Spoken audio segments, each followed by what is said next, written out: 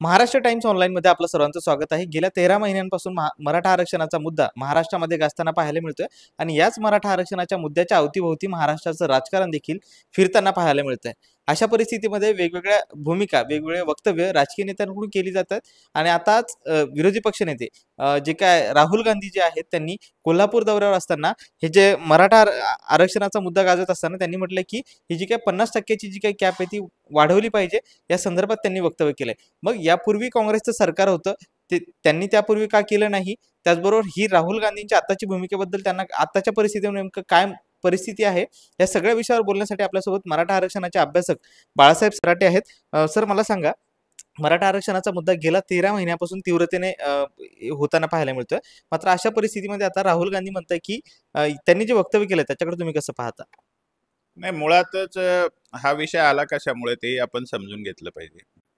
शरद पवार साहेबांनी 2-4 दिवसापूर्वी एक स्टेटमेंट केलं की एकंदरीत जे आरक्षण आहे ते 75% पर्यंत वाढवा आणि त्यामध्ये EWS ॲडिशनल राहील, म्हणजे 85% पर्यंत ते आरक्षण वाढवावं, अशी शरद पवार साहेबांनी भूमिका मांडली. त्याच्या चर्चा सुरू झाल्या आणि त्यातच काल राहुल गांधी साहेबांनी कोल्हापूरला जी सभा घेतली त्याच्यात भाषण करताना त्यांनी सांगितलं की घटनेची अंमलबजावणी करायची असेल तर आम्ही सुरुवातच इथून करणार आहे की जी आरक्षणावर 50%ची जी मर्यादा आहे तर ती आम्ही काढून टाकू, असं त्यांनी स्टेटमेंट केलं. त्यामुळे शरद पवार साहेबांच्या या म्हणण्याला आणखी वजन प्राप्त झालेलं आहे. पण याचा गांभीर्याने आपल्याला विचार केला पाहिजे की याच्या मागे काय आहे. मग आता राहुल गांधीचा आपण विचार करू की 50%ची मर्यादा जर काढून टाकायची असेल तर हे राहुल गांधीने कुठे बोलायला पाहिजे होतं? हे संसदेत बोलायला पाहिजे होतं ना. आता मराठा समाजाचं आंदोलन तर वर्षभर झालं, 13 महिने झाले सुरू आहे. तर त्याच्यात संसदेचं अधिवेशन पण होऊन गेलं, तिथे काही कोणी बोलल्याचं, राहुल गांधी तर बोललेलेच नाही त्याबद्दल. दुसरी गोष्ट, आता तिकडे हरियाणामध्ये इलेक्शन झालं, तिथल्या निवडणुकीत त्यांच्या जाहीरनाम्यामध्ये म्हटलं होतं का की आम्ही आरक्षणाची मर्यादा वाढवू? वर्षभरात जेवढ्या निवडणुका झाल्या, जशा लोकसभेच्या निवडणुका झाल्या किंवा काही राज्याच्या निवडणुका झाल्या, कोणत्या राज्याच्या निवडणुकीच्या जाहीरनाम्यामध्ये किंवा लोकसभेच्या निवडणुकीच्या जाहीरनाम्यामध्ये असं म्हटलंय का काँग्रेसने आम्ही आरक्षणावरची मर्यादा काढून टाकू म्हणून? तर असं काही झालेलं नाही. मग महाराष्ट्रात मराठ्यांचं आंदोलन चालू आहे म्हणून इथे येऊन नुसतं एक वाक्य बोलायचं का आम्ही मर्यादा काढून टाकू, याला काही तसा अर्थ प्राप्त होत नाही. दुसरी गोष्ट अशी की मर्यादा काढून टाकू म्हणल्याने तर काही यांच्या हातून होणार नाही. म्हणजे शरद पवार साहेब असो नाही तर राहुल गांधी साहेब असो, यांच्याकडून ही मर्यादा निघणार आहे का? कारण केंद्रात त्यांचं सरकार नाहीये. राज्यात जरी त्यांचं सरकार आलं तर ते मर्यादा काढून टाकू शकणार नाही, ते फक्त मोदीच्या नावाने खडे फोडत राहणार. म्हणजे यांचे जे वाक्य आहेत की आम्ही 75% पर्यंत आरक्षण वाढवायची सूचना करतो आहोत, ही नुसती सूचना आहे. कारण केंद्र त्यांचं सरकारच नाहीये ना. राज्यामध्ये मराठ्यांना खुश करायचं आणि मतं घ्यायची, एवढ्यासाठी हे वाक्य आहे. त्याच्या पलीकडे या वाक्याला तसा काही अर्थ नाहीये. सर, आता जर बघायचं झालं तर हे राहुल गांधी जर आता म्हणतायत, मग हे आताचे जे सरकार आहे, केंद्रातलं जे सरकार आहे, त्यांना हे शक्य का होत नाही? मग हे जर शक्य असेल तर त्यांना जाणीवपूर्वक करायचं नाही, असा त्याचा अर्थ आहे का? नाही, मग आपल्याला आता या मर्यादेचं थोडंसं कायदेशीर भूमिका तपासली पाहिजे आणि कायदेशीर भूमिकेबरोबरच हे कोणासाठी वाढवायची हाही याच्यातला विचार केला पाहिजे. मुळात हा विषय कशामुळे आला तर ज्या बहुसंख्य जाती आहेत, जात, पटेल आणि मराठा, यांना आरक्षणात ऍडजस्ट करता येत नाही, यांची आंदोलनं झाली, म्हणून हा मुद्दा खरं म्हणजे चर्चेला घेण्यात आला आणि त्याच्यातून हे प्रश्न समोर येतात. आताच तुम्हाला माहिती आहे की पटेलांचं आंदोलन थांबलेलं आहे, जाटांचं आंदोलन आता नाही होते. म्हणजे पटेल आणि जाटांनी EWS मध्ये स्वतःला ऍडजस्ट करून घेतलेला आहे. आणि असं असताना मग आता कोणाचा प्रश्न समोर आहे? तर फक्त मराठा समाजाचा प्रश्न समोर आहे. मग आता केंद्रामध्ये आपल्याला घटना दुरुस्ती करायची आहे आणि मर्यादा वाढवायची आहे, पण तात्कालिक कारण काय? आज फोर्स काय त्याच्या मागे, या कृतीच्या मागे? तर फक्त मराठा आरक्षणाचा फोर्स आहे. मग एवढ्यासाठी केंद्र सरकार हे करील का? हाही प्रश्न आपण विचारात घेतला पाहिजे. दुसरी गोष्ट, कोण सूचना करतंय? तर काँग्रेस आणि म्हणजे राहुल गांधी साहेब आणि शरद पवार साहेब सूचना करतात. मग आता प्रश्न स्वाभाविकच भाजपकडून हा विचारला जाणार आणि मराठ्यांकडूनही विचारला जाणारच ना, की 2004 पासून तर 2014 पर्यंत यांचंच सरकार होतं केंद्रात आणि राज्यामध्ये. मग तेव्हा ही आरक्षणाची मर्यादा वाढवण्याच्या बद्दल त्यांनी का नाही विचार केला बाबा? हा प्रश्न स्वाभाविकपणे विचारला जाईल की नाही. मग पुन्हा प्रश्न येतो की नचिप्पन कमिटी त्यांनी नेमली होती 2005 मध्ये, त्यांनी रिपोर्ट दिला. ती कमिटी संसदीय समिती होती, त्यात काँग्रेसचे आणि त्यांच्या आघाडीचेच त्याच्यात खासदार होते. मग नचिप्पन कमिटीने शिफारस केली होती की आरक्षणाची मर्यादा वाढवली पाहिजे, ओबीसी आरक्षणाची. तर त्यावेळेला ती शिफारस भाषणात गुंडाळून ठेवली गेली. मग आता 2004 ते 2014 मराठा आरक्षणाकडे बघण्याचा किंवा इतर कोणत्याही आरक्षणाकडे बघण्याचा जो दृष्टिकोन आहे तो स्पष्ट होतो ना काँग्रेस आणि राष्ट्रवादीचा. तितक्या दूरही जायची गरज नाहीये.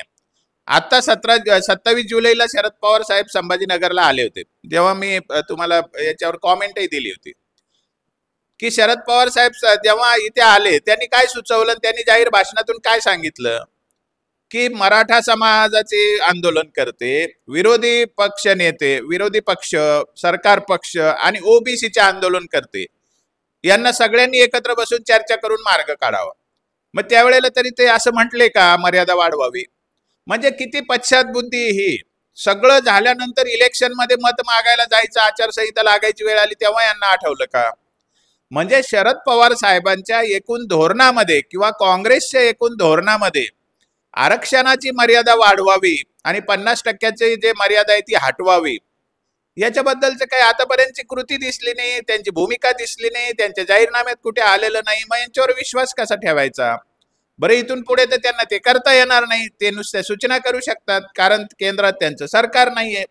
त्यामुळे ते पलायनवाद आहे किंवा गुगली टाकण्याचा प्रकार आहे. मराठा समाजाला त्याच्यातून तातडीने काय मिळणार आहे? काहीच मिळणार नाही ना. हा त्याच्यातला मुद्दा आहे. आता याची घटनात्मक भूमिका आपण तपासली पाहिजे. याची घटनात्मक भूमिका कशी आहे की आता बिहार सरकारने जातीनिहाय जनगणना केली. मग बिहार सरकारने जातीनिहाय जनगणना करून आरक्षण दिलं 75% पर्यंत, म्हणजे 65% पर्यंतच त्यांनी आरक्षण दिलं. खरं तर 10% तर ईडब्ल्यूएसचं आरक्षण आहे. तरी सुद्धा त्यांचं आरक्षण कोर्टाने रद्द केलं. कोर्टाने काय सांगितलं की तुमची लोकसंख्या इतकी आहे मागासवर्गाची, हे बरोबर आहे, परंतु घटना काही लोकसंख्येच्या प्रमाणात आरक्षण द्यायला सांगत नाही ना. घटना तर फक्त ॲडिक्वेट रिप्रेझेंटेशन बद्दल सांगते. म्हणून ते आरक्षण रद्द झालं हायकोर्टमध्ये. सुप्रीम कोर्टामध्ये त्याला स्टे मिळाला नाही, म्हणजे ते आता आरक्षण रद्द आहे सध्याच्या परिस्थितीत. मग हा धडाही समोर नाहीये का शरद पवार साहेबांच्या किंवा राहुल गांधीच्या? तर हा धडा समोर आहे ना. मग याच्यावर काय आर्ग्युमेंट केली जाते? घटना दुरुस्ती केल्याने नाही का होणार? अरे, घटना दुरुस्ती करण्यासाठी सुद्धा एक पार्श्वभूमी लागते, त्याला काही तर्क लागतात, त्याला जनमत लागतं आणि त्याला एकूण सुप्रीम कोर्टाच्या काय भूमिका राहिलेल्या आहेत त्याचाही विचार करावा लागतो. मी यांचं तर्क काय की तामिळनाडूमध्ये का नाही?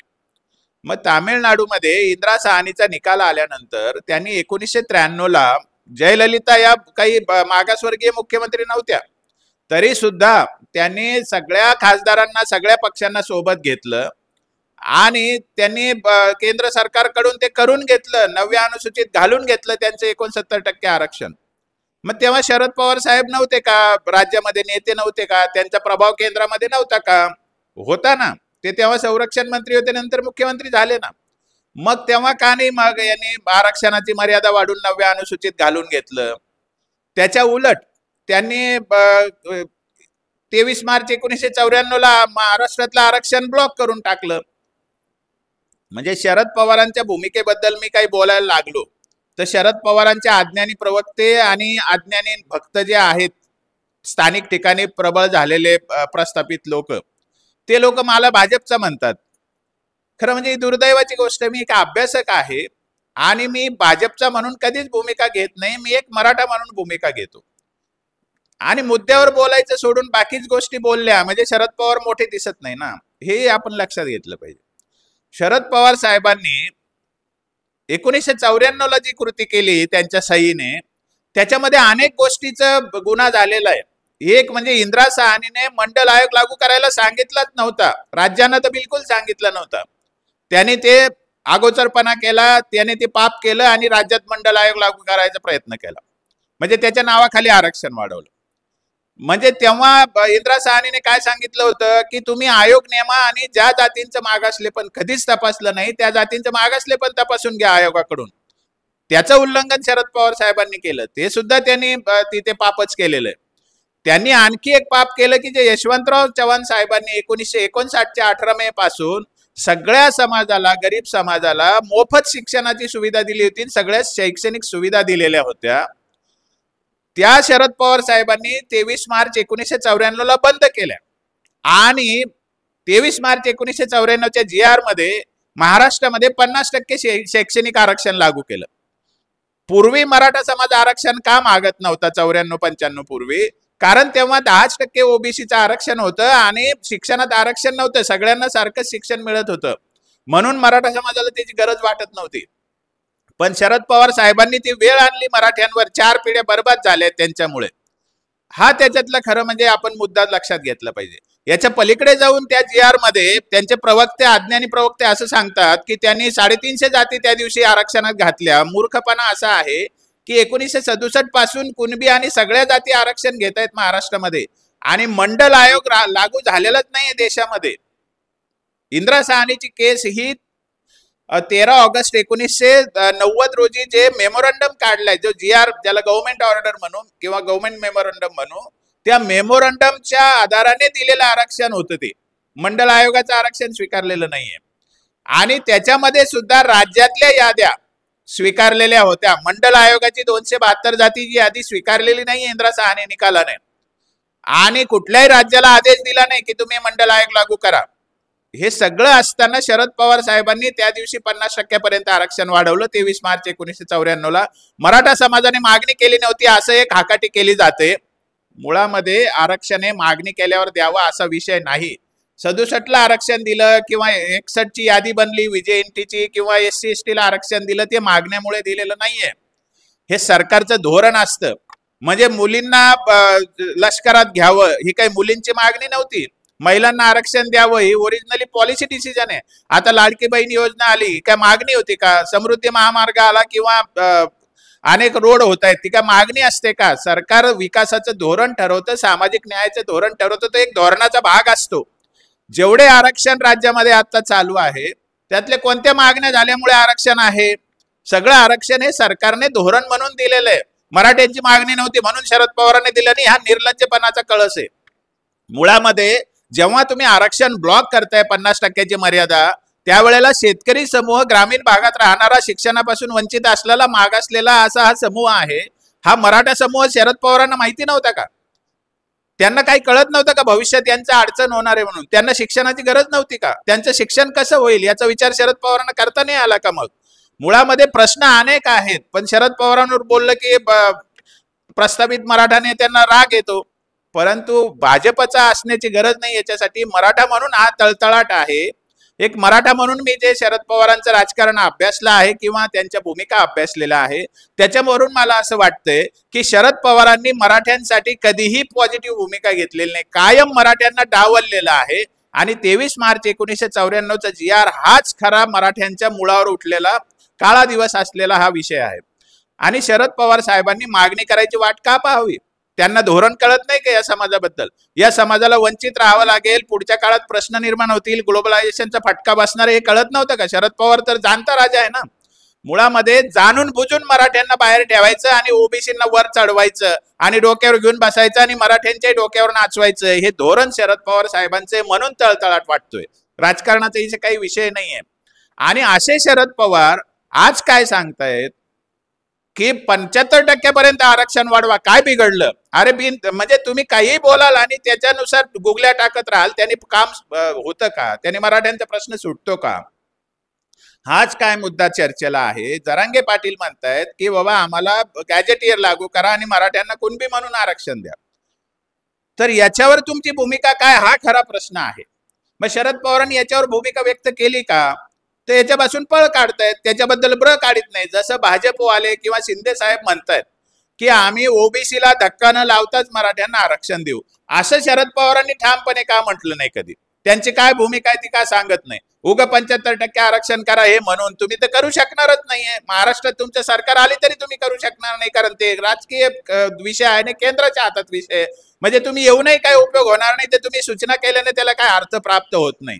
परंतु तुम्ही ज्याच्यावर भूमिका घ्यायला पाहिजे की मराठा समाजाला ओबीसीत का घालायचं नाही, मराठा समाजाला घटनात्मक मर्यादेत का आरक्षण द्यायचं नाही, हे तुम्ही बोललेले नाही. आणि हा खरा मुद्दा आहे.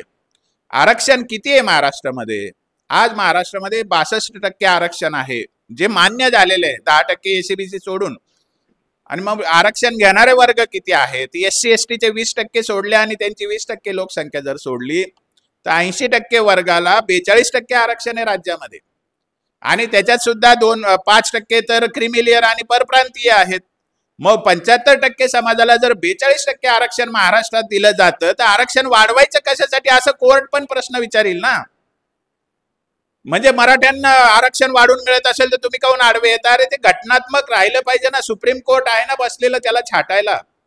त्याच्यामुळे कोर्टासमोरही तर्कशुद्ध शास्त्रीय पद्धतीने तुम्ही पटवून देऊ शकाल का उद्या? जे आरक्षण आहे त्याची वाटणी नीट नाहीये, जे आरक्षणात लोक आहेत त्यांची दर 10 वर्षांनी तपासणी करायला पाहिजे, हे सगळा दंडक आहे. इंदिरा साहनी निकालाचा तो निर्देश आहे, त्याची अंमलबजावणी करत नाही. शरद पवार साहेब त्याच्याबद्दल का बोलत नाही? मुळामध्ये कायदा बाजूला ठेवायचा, सुप्रीम कोर्टाचे इंदिरा साहनीचा निकाल पायाखाली तुडवायचा आणि घटना पायाखाली तुडवायची. ओबीसींना वाटेल तसं वाटप करायच्या खैराती. आणि मराठ्यांचा विषय आला की यांना कुठेतरी नेऊन बाहेर द्या आरक्षण आणि लटकवत बसा कोर्टात खेट्या मारायला. म्हणजे पुन्हा जो 25% आरक्षण वाढवण्याचा विषय आहे तोही कोर्टासमोर जाणार. पुन्हा मराठ्यांचं आरक्षण लटकत राहणार, पुन्हा ते रद्द होणार आणि मग पुन्हा मराठ्यांना पुन्हा वेगळं आरक्षण मागायची गरज पडणार. हा खेळ किती वर्ष चालवायचा? म्हणून शरद पवार साहेबांनी बाहेरून बाता करण्याऐवजी शिंदे साहेबांना ते 4दा भेटले, जगजाहीर सगळ्यांना माहिती तुम्ही भेटले. तुम्ही हे निवेदन त्यांना दिलं का की आपण मर्यादा वाढून मराठा समाजाला सुरक्षित करू? असं बोलले का तुम्ही? तुम्ही असं बोललेच नाही. तुम्ही जेव्हा संसदेमध्ये अधिवेशन झालं तेव्हा असं बोलले का? तुम्ही मोदी साहेबांना बऱ्याचदा भेटता, एकदा याच्यासाठी भेटले का तुम्ही मराठा समाजाला काय कसं देता येईल बाबा, आपण त्यांना सुरक्षित कसं करू शकतो, अशी एक तरी तुम्ही पहल केली का? तुम्ही काही सुरुवात इनिशिएटिव्ह घेतला का त्याच्यामध्ये? असं काही घेतल्याचं लक्षण कुठे दिसलं नाही. जेव्हा मराठ्यांचा आरक्षणाचा विषय तेव्हा मराठा मुस्लिम धनगर बोलल्याशिवाय तर तुम्हाला जेवण जात नाही. सुप्रिया सुळे असो, रोहित पवार असो, नाही तर शरद पवार असो. मग तुम्ही कसे मराठ्यांच्या प्रति इमानदार आहे कसं ठरवायचं? आणि मर्यादेचा विषय कोणाशी संबंधित आहे? मर्यादेचा विषय आज फक्त मराठा आरक्षणाशी संबंधित आहे. 25% वाढवा मग धनगर ऍडजस्ट होतील, मुस्लिम ऍडजस्ट होतील, हा प्रश्नच येतो कुठे? आज मर्यादाचा विषय फक्त मराठ्यांच्या आरक्षणाशी संबंधित आहे, बाकी सगळे तर आरक्षणातच आहे ना. तिथे कुठे मर्यादा वाढवण्याचा प्रश्न येतो? परंतु केवळ गुगली टाकणं, केवळ पलायनवादी भूमिका घेणं आणि मराठा समाजाला संभ्रमित करत राहणं, हे काम शरद पवार अलीकडे फार करतायत.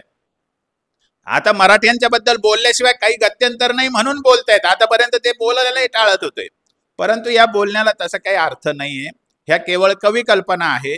जर वाढवायची असेल तर त्यांनी मोदी साहेबांना भेटलं पाहिजे, त्यांनी मुख्यमंत्र्यांना भेटलं पाहिजे, त्यांनी सगळ्या विरोधी पक्ष आणि सरकार पक्षामध्ये सहमती घडवण्याचा प्रयत्न केला पाहिजे. दृश्य स्वरूपात त्याच्यासाठी काही करतायत हे समाजाला दिसलं पाहिजे. इकडे तर तुम्ही तुमचे उमेदवार सापडवण्यात आणि उमेदवार निवडण्यात मशगूल आहात.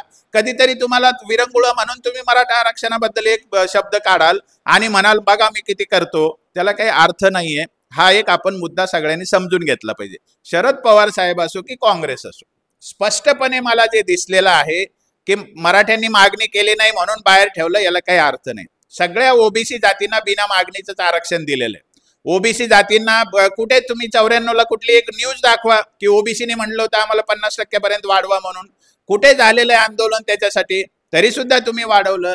हा पॉलिसी डिसिजनचा भाग असतो. कोणत्या समाजाला कशी गरज आहे सरकारने ठरवायचं असतं. 340 कलमामध्ये हेच सांगितलेलं आहे, जे वर्ग आहेत त्यांची तपासणी वारंवार करायची असते आणि त्यांना गरज किती आहे, काय द्यायला पाहिजे सरकारने ठरवायचं असा धोरणाचा भाग असतो. आंदोलन होण्याची गरज नसते. मराठ्यांचं दुर्दैव आहे की 40-40 वर्ष आंदोलन करावं लागतंय एका छोट्या आरक्षणासाठी. आणि याला कारण कोण आहे? याला कारण काँग्रेस आणि शरद पवार साहेबांसारखेच लोक आहेत.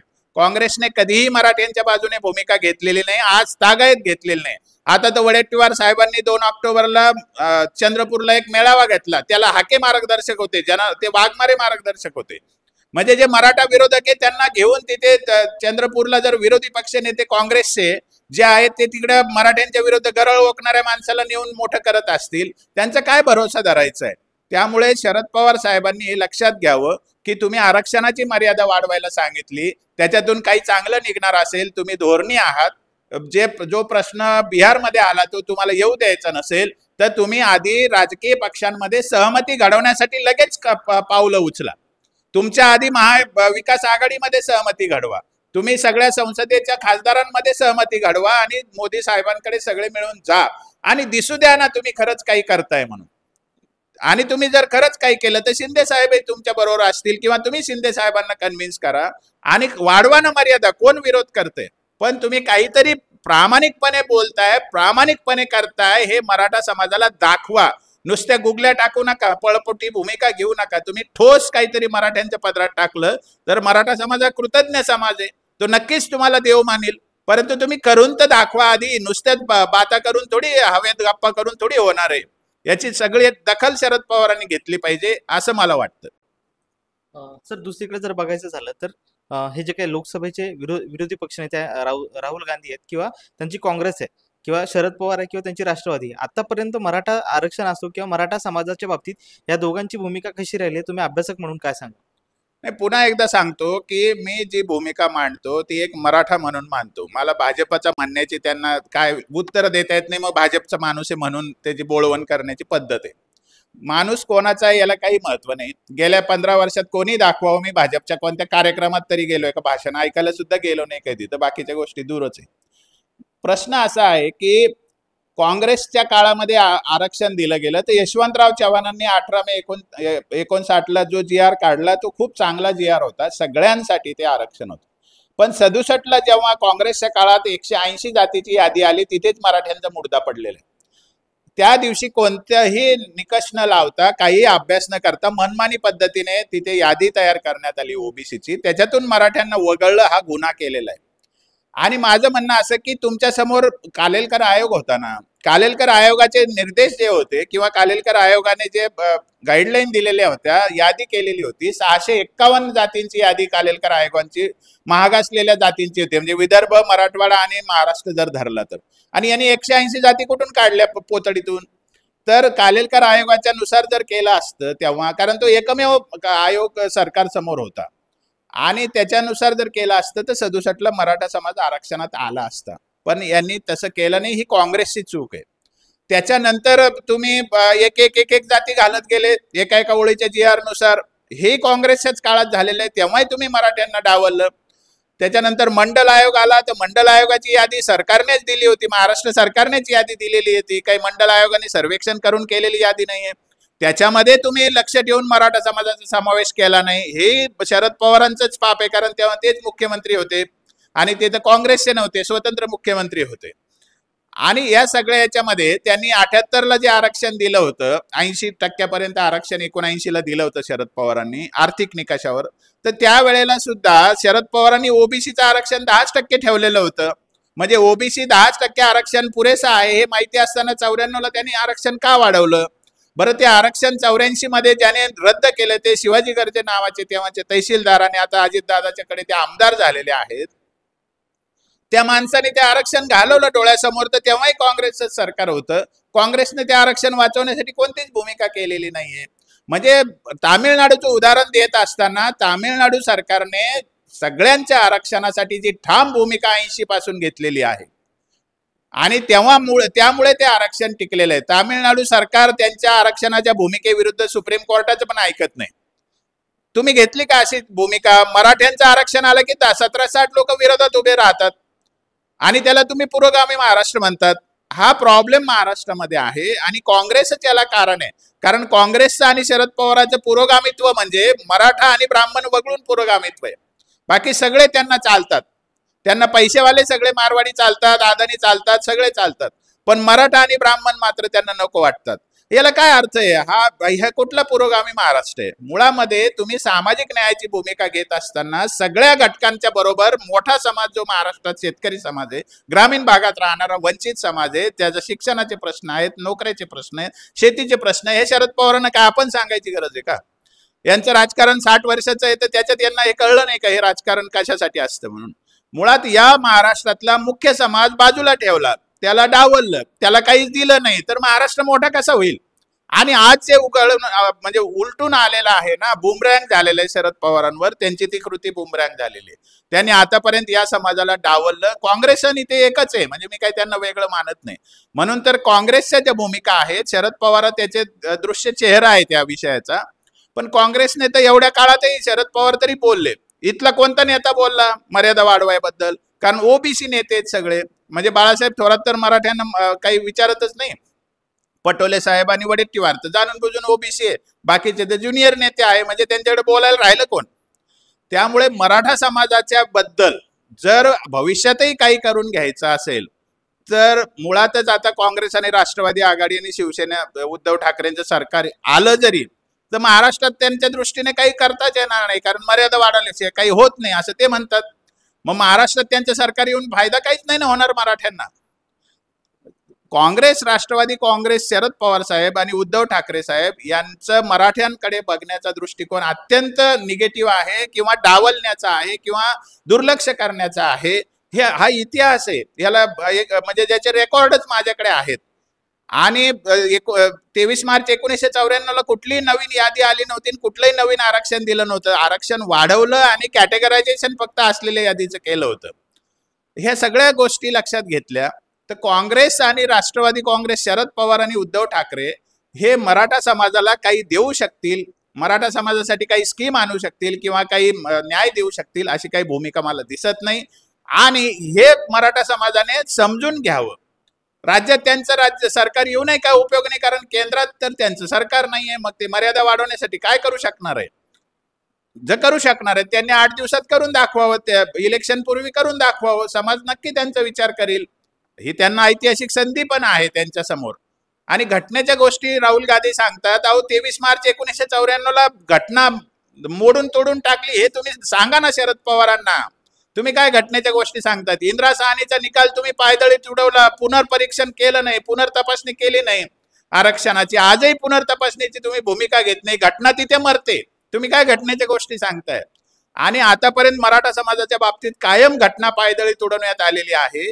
हे काँग्रेस आणि राष्ट्रवादी काँग्रेस, शरद पवार आणि उद्धव ठाकरेंनीच केलेली गोष्ट आहे. 19 ते पुढे 2 वर्ष सरकार त्यांचं होतं, तेव्हा यांनी मराठा आरक्षणाबद्दल काही पॉझिटिव्ह भूमिका घेतली नाही. सुप्रीम कोर्टात जे आरक्षण हारलं ते यांच्याच काळात हारलेलं आहे.